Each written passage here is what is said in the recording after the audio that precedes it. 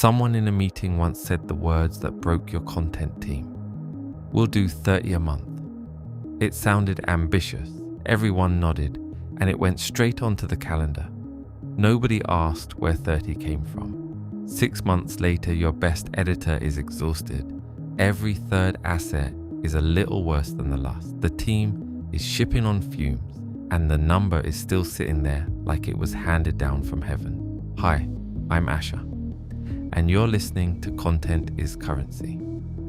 Today, we are talking about the volume ceiling, the wall every content team hits, where pushing more output stops adding reach and starts breaking both the quality and the people. By the end of this episode, you will know how to compute a cadence your team can actually sustain at the quality bar, instead of declaring one and hoping. Let's go. Here is what the wall feels like. For a while, more is just more. You add a few posts, reach goes up, everyone is happy. So you add a few more. And somewhere, without a warning sign, the line bends. Now the extra posts are thinner, the captions are rushed, the review queue you built in episode 2 is backed up for a week, and the editor who used to care is now just clearing the board. The output number is still climbing. Everything underneath it is quietly cracking. And nobody calls it because the calendar says 30, and missing 30 feels like failing.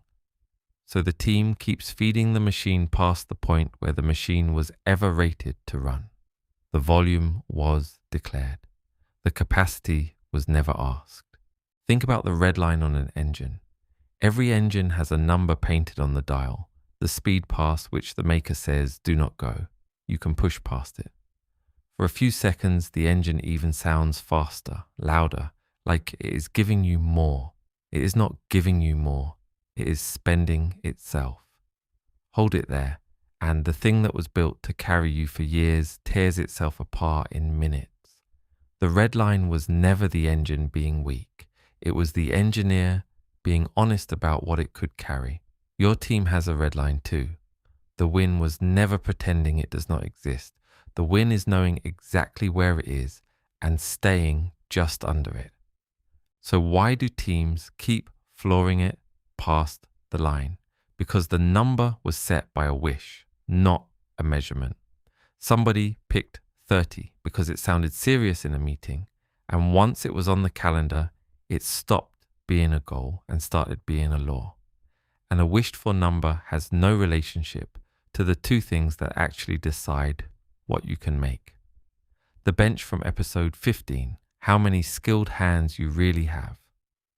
And the bank from episode 12, how much reusable raw material is sitting ready.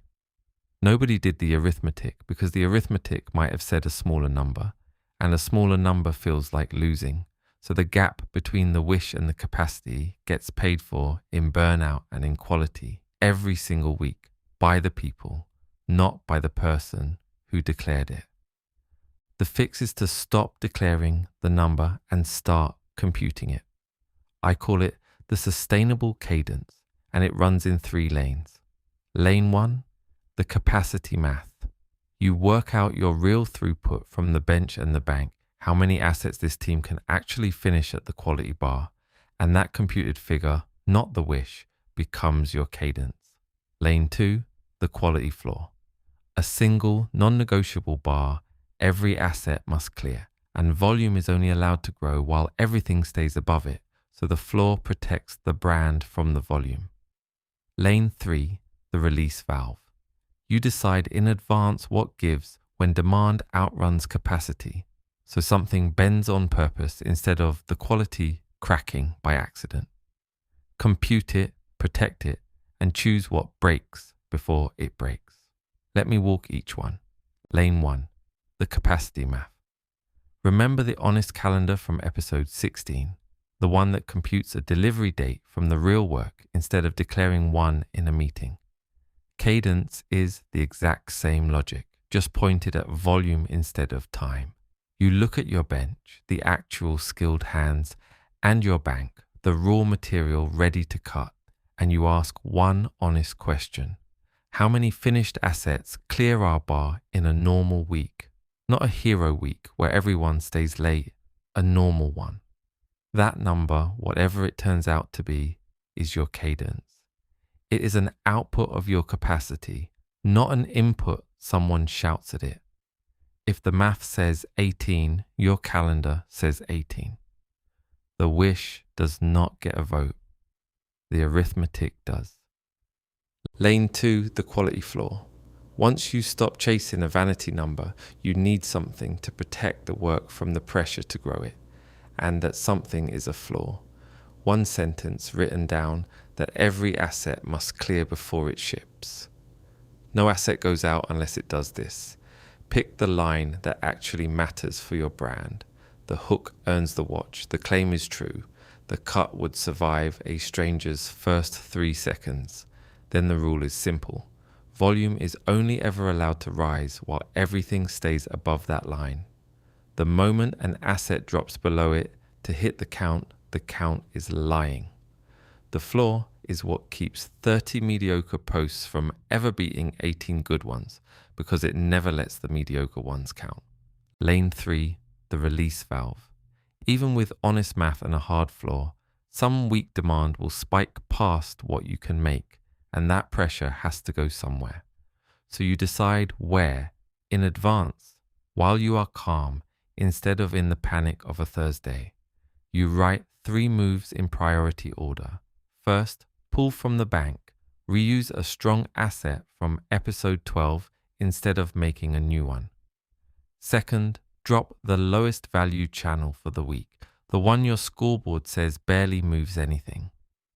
Third, extend the bench. Bring in another pair of hands. The point is not which valve you pull. The point is that something gives on purpose and out loud. So the thing that breaks under pressure is your plan, never your standard. Here is your week. Monday, measure your real output over the last month, the actual number that shipped at the bar, not the target you were aiming at. Tuesday, compute your sustainable cadence from your bench and your bank, the honest figure of what clears in a normal week. Wednesday, write the one-line quality flaw, the sentence every asset must pass before it ships. Thursday, pick your release valve in advance and write the 3 moves in order: bank, channel, bench. Friday, reset the number on the calendar to the computed figure and tell the stakeholder who declared 30 exactly why it now says what it says. The cadence is computed, not declared. Stay under the red line on purpose. I'm Asher. This was Content is Currency from Table 8. We'll see you next episode.